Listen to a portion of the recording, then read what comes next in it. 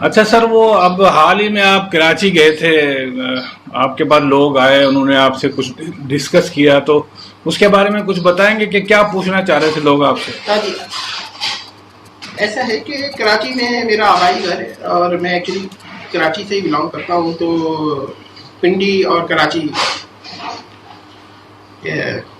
آنا جانا لگا رہتا ہے۔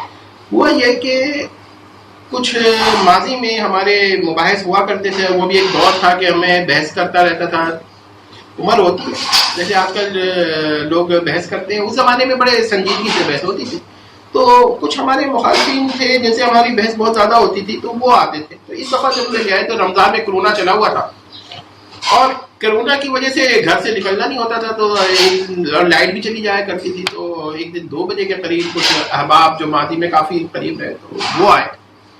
تو ایک تو تقریباً کافی عرصے بعد ملاقات، اور دوسری بات یہ کہ انہوں نے آئے بھی تھے ایک مسئلے کے تحت۔ مسئلہ یہ تھا کہ ان سے کسی نے سوال کیا، کیونکہ ان کے نظریات تھوڑے ڈفرینٹ تھے، تو ان سے یہ سوال کیا کہ آپ یہ مانتے ہیں کہ حضرت ربیعہ رضی اللہ تعالیٰ عنہ رسول اللہ کے پاس کسی وجہ سے موجود تھے، شاید نماز پڑھ رہے تھے، تو وہ خوش ہو کر رسول اللہ نے فرمایا سل، اب وہ ترجمہ کرتے ہیں مانگو کیا مانگتے ہو۔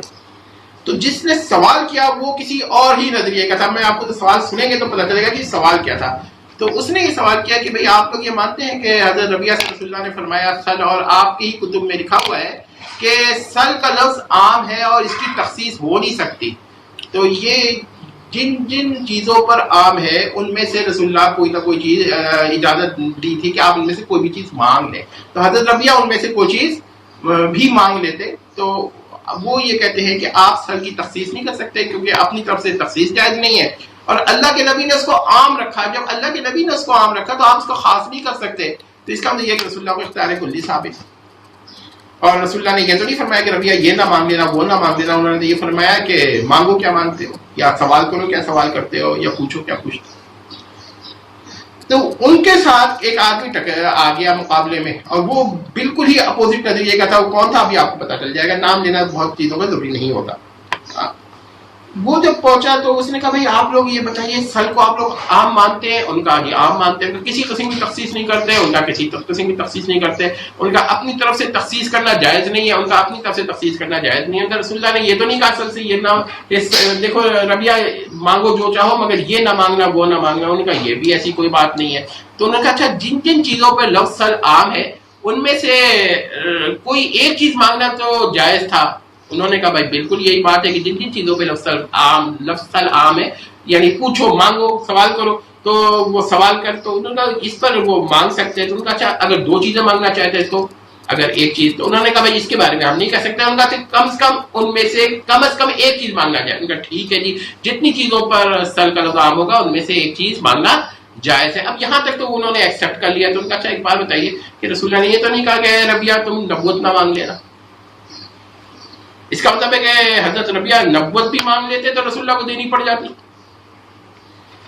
اب انہوں نے یہ لوگ بڑے پریشان ہوئے، انہوں نے کہا کہ بھائی اگر نبوت مانگ لیتے تو وہ نہیں مانگتے، ہوتا وہ مانگے نہ مانگے، رسول اللہ کا لفظ جو تھا وہ سل کا لفظ جو تھا نبوت پر عام تھا کہ نہیں تھا؟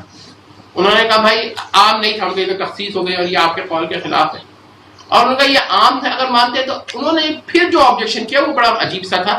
انہوں نے کہا کہ اس کا مطلب تو یہ نکلا کہ اگر رسول اللہ آخری نبی ہوتے تو وہ ضرور کہہ دیتے کہ سل کا دیکھو نبوت نہ مانگ لینا ہے ربیعہ، دیکھو نبوت نہ مانگ لینا، کیونکہ یہ میں آخری نبی ہوں اور آخری نبی کے بعد تو نبوت دینا میرے اختیار میں نہیں ہے، اور آخری نبی کے بعد نبوت مانگنا یہ تو کفر ہوتا۔ یہ جب انہوں نے سوال اس آدمی نے کیا تو وہ لوگ بڑے پریشان ہوئے۔ اب اگر وہ کہتے ہیں کہ نہیں بھائی رسول اللہ نے نبوت مانگنے کی بھی اجازت دی تھی تو رسول اللہ کے آخری نبی ہونے پہ اعتراض ہو جاتا ہے، کیونکہ آخری نبی ہوتے ہوئے رسول اللہ ایسا کہہ نہیں سکتے تھے۔ تو وہ پریشان ہو کر میرے پاس آئے، تو میں نے ان سے جواب میں یہ کہا، میں نے کہا دیکھیے جی ختم نبوت جو ہے یہ قطعی مسئلہ ہے، ضروریات دین کا مسئلہ ہے اور محتاج نص بھی نہیں ہے۔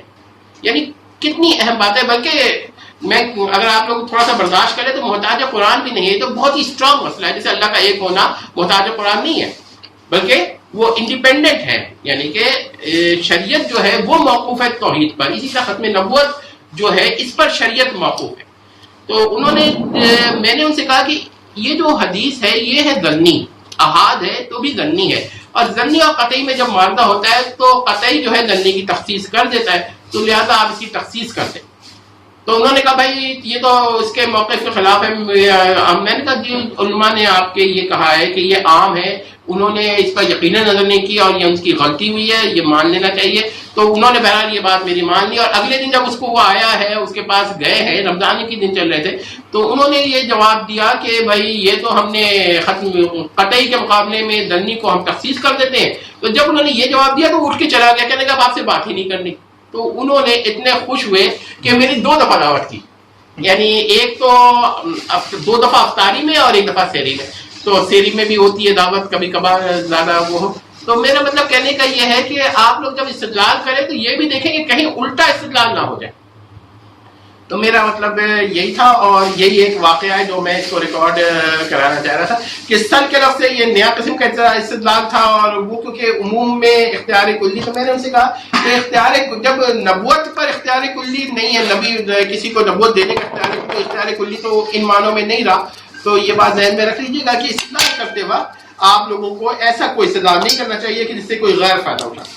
تو میرا خیال ہے کہ یہ واقعہ پورا یہ جزاک اللہ۔